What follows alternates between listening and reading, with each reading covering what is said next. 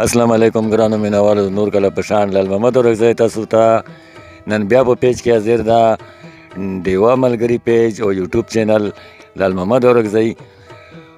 زه نن ملګرو تاسو ته بیا په پیج کې راغلی یم، پروګرام مې تره جوړ کړی ده. سره د ما نن ملاقات وشولو، هغه ازاده شاعري کوي او ډېر لوی خوند ورکوي او ډېر لوی حقیقت ورکوي. دا حالې که څوک په دې شاعرۍ باندې پوهېږي، عام سړی دې په شاعرۍ باندې نه پوهېږي، ځکه نه پوهېږي چې دې کوم وینا ده، د کوم سوچ ده، د کوم فکر ده، هغه جهان دپاره هم ده او دې جهان دپاره هم ده. ډېره نصیحت آموز شاعري کوي. نو موږ رسو اول نول سرتاج اور پتروز وي ته څه دې نه پوښتنې وکړو. هرکلی ورته یم، ستړي مه شئ، ورته یم په پیج کې. السلام علیکم. وعلیکم السلام. تروز دی په خیر ښه جوړ شکر. تروز وي نه زه دا پوښتنه کوم چې تاسو قبیله او تپا دا خو لږ راته خپل تعارف وکړي. تروز مو خو په زیلانګو کې په درړي کلي کې پاتې کېږو، اخیل قوم نه او رګزي او مسنخیل ته په مسنخیل سره تعلق ساتو او هر سړي سره ښه مینه محبت کوو انشاءالله. نو ډېره مننه. زه خپله هم قوم نه ورکزی یم، بیا ورکزو کې د ما اخیل قبیله ده او تاسو تپا هم مسنخیل ده، د ما تپا هم مسنخیل ده، خو ډېر وخت بعد سره میلو شولو، تعارف نه وشوه. او زه له دې اور پتروز دوی نه دا پوښتنه کوم چې د شعر و شاعرۍ ته څنګه راوتلی، څنګه د مینه ورسره پیدا وشوله؟ تروز زه خو تاسو ډېره شکریه ادا کوم لال محمد بھائی چې موږ خو دوره تجربه نشته، خو خیر بهرحال مونږ د تپوس کوي حال نه حال، نو موږ ډېره شکریه ادا کوو. او اوس دې په ټایم باندې موږ د انارګل حاجي په بیټه کې ناست یو او ښه مرګلی هم ده، ښه دوست مې ده. نو دا ته مونږ حال نه حال تپوس کوي او دا به موږ درته غادر کوو چې ما خو دا اندازه دوه نیم کاله کېږي چې د شاعري ته راوتلی او تعلیم نشته، پنځم تعلیم یې، خو ازاده شاعري کوو او نصیحت کوو په دې دنیا دپاره ده، هغې دنیا دپاره ده، او چې چا اورېدلي هغه ته به هم پته لګېدلي او نور هم ورته کوو د الله سره مینه کوو، د الله محبت کوو. ولې چې الله تعالی موږ سره اویا میندو برابر مینه کوي او رسول اکرم صلی الله علیه وسلم موږ سره مینه کړې ده او دې دنیا ته راغلی ده، مینه یې راوړې ده، ښایست یې راوړی ده، رنګیني یې راوړې ده او موږ مینې دپاره ټوله دنیا مسلمان غیر مسلمان ټولو ته خیر دپاره راغلی ده. نو موږ باندې سوچ کوو چې تر اوسه چې موږ د دنیا کې خیر جوړ شي، ښایسته جوړ شي. ډېره مننه. ځکه صورت د محمد نه مې پیدا کړې به خدای نه وه دا دنیا.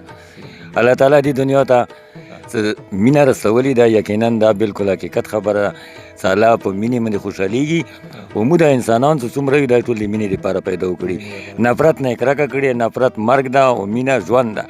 نو موږ به شاعران چې کوم یو هغه د مینې دپاره لګیا یو، مینې دپاره، محبت دپاره، یو بل ته نزدیکواله او د امن او د خوشحالۍ او پیغام یې ورکوو ولس ته. نو زه اوس د تروز وینه لږ خواست کوم چې ته موږ سره په خپلې شاعرۍ کې به څه شریک کړي.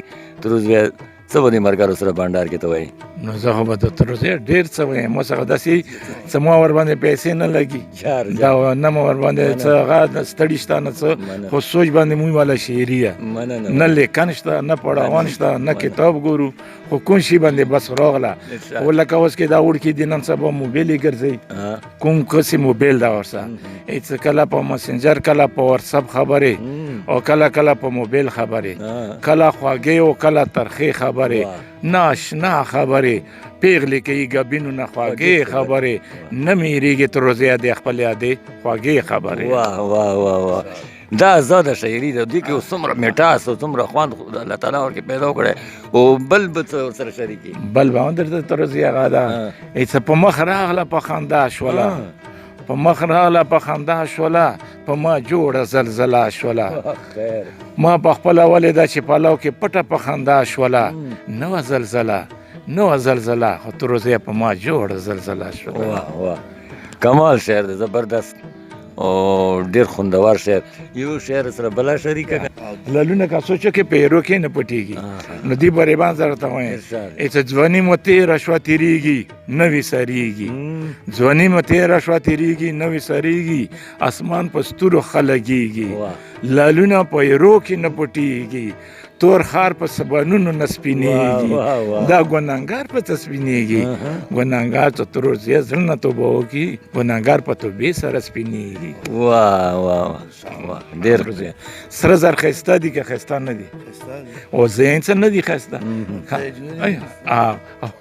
چې سره زر دومره ښایسته نه دي خو چې په اور وسېځي ښایسته شي بالکل انسان بې اوره ډېر ښایسته ده ابراهیم علیه السلام ته په اور کې ننه جوړه بغیچه شوله د کفیرانو ختمه افساله شوله د ابو جهل کور نه جوړه غسلخانه شوله په مسلمانانو لوغو یا خوشحالي شوله ته تر اوسه فتح مکه او مزما شوله جار د تا د خوږو خوږو شعرونو یو جان مننه کوم د نرګل جي صاحب هم ډېره مننه کوم چې موږ سره په پروګرام کې کېناستو او شرکت یې موږ سره وکړو ملاقات وشولو نو دا پروګرام یو شعر تر اوس وایي څېره زه بل د طور کې ارشاد کوم ارشاد کرنا په دردونو مې یار پوهېږي بل څوک نه په دردونو مې یار پوهېږي بل څوک نه په زخمونو مې یار پوهېږي بل څوک نه طبیبان مې هسې د لاس نفس ګوري نه پوهېږي تر ورځې الله نه سوا په دردونو مې بل یار پوهېږي نه